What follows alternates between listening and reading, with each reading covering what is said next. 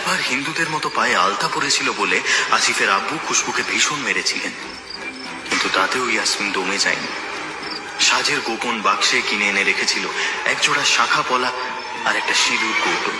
মাঝে মাঝেই খুশবু তার আম্মুর শাড়ি পরে আয়নার সামনে ঘোমটা মাথায় দাঁড়িয়ে অবাক নয়নে নিজেকে দেখত। ইয়াসমিনের ভীষণ শখ ছিল হিন্দু মেয়েদের মতো বেনারসি শাড়ি, এক মাথা লাল সিঁদুর, হাতে শাখা পলা পরে বিয়ে করা। ভালোবাসার বিয়ে যে তার জন্য সাজিয়ে রেখেছিল এক অগ্নিদগ্ধ বিভৎস মৃত্যু, তা সে বুঝতেও পারেনি।